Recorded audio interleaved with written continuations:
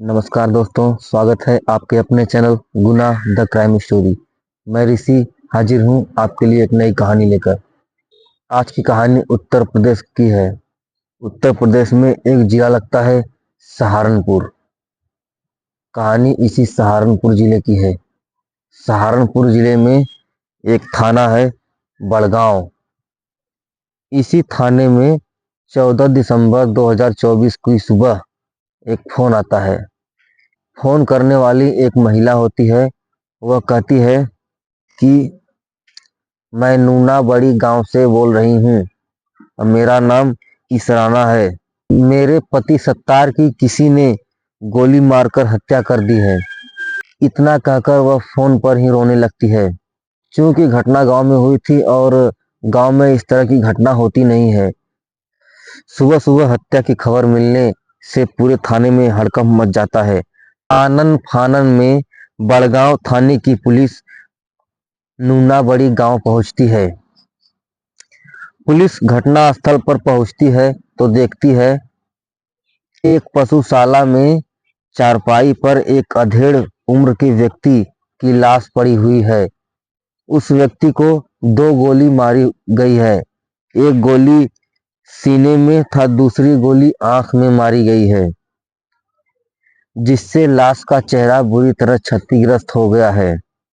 इतनी निर्मम हत्या देखकर पुलिस टीम भी सहम जाती है कि गांव देहात में ऐसा कौन दुश्मन पैदा हो गया जो कि इस तरह से आंख में गोली मार दिया है।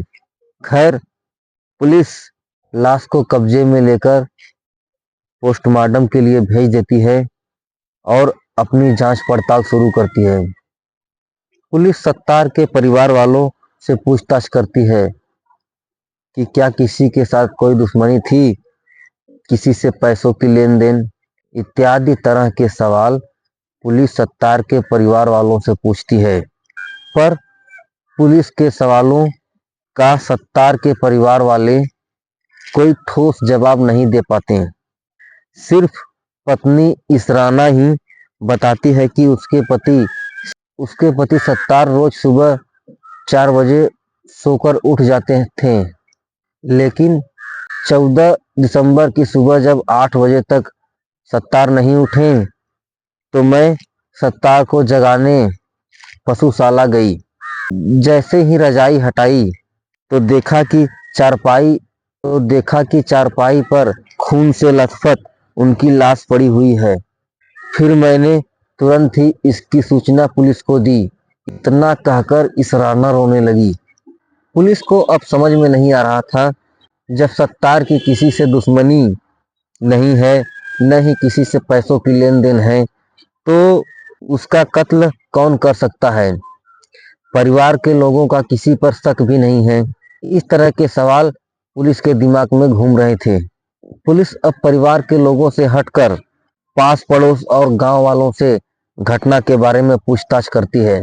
तो गांव वालों से भी पुलिस को कोई खास जानकारी नहीं मिलती कि किसी से दुश्मनी अथवा रंजिश के वजह से सत्तार की मौत हुई हो। पर पुलिस को एक बात पता चलती है। पुलिस को पता चलता है कि सत्तार का गांव की ही एक महिला के साथ अवैध संबंध था।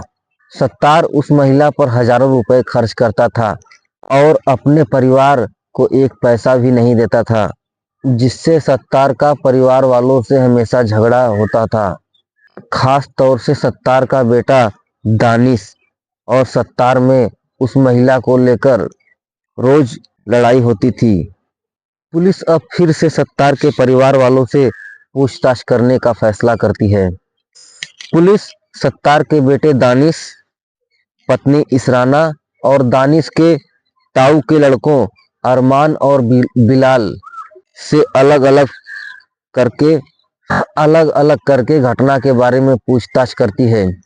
तो चारों के बयान अलग अलग मिलते हैं, जिससे पुलिस का सत्तार की हत्या करने का शक परिवार वालों पर ही होने लगता है। पुलिस अब दानिश, अरमान और बिलाल इन तीनों से सख्ती से पूछताछ करती है। तो तीनों अपना गुनाह कबूल कर लेते हैं कि उन्हीं लोगों ने मिलकर ही सत्तार की हत्या की है। पुलिस अब इन लोगों से हत्या का कारण पूछती है तो दानिश बताता है कि मेरे पिता सत्तार का करीब 25 साल से गांव की ही एक महिला के साथ अवैध संबंध था। तो लेकर गांव में हमारी बहुत बदनामी होती थी। गांव के सभी लोग मुझे और मेरी माँ को उस महिला का नाम लेकर परेशान करते थे। मैंने और मेरी माँ ने लगातार पिता को समझाने की कोशिश की, पर वह अपनी हरकतों से बाज नहीं आ रहे थे। उनके अवैध संबंध के कारण घर में आए दिन झगड़ा व मारपीट होता था। जब भी मैं या मेरी माँ अपने पिता को उस महिला के अवैध संबंध के लिए समझाता कि पिताजी ऐसा मत करो, तो उसकी माँ इसराना को बुरी तरह पीटता था।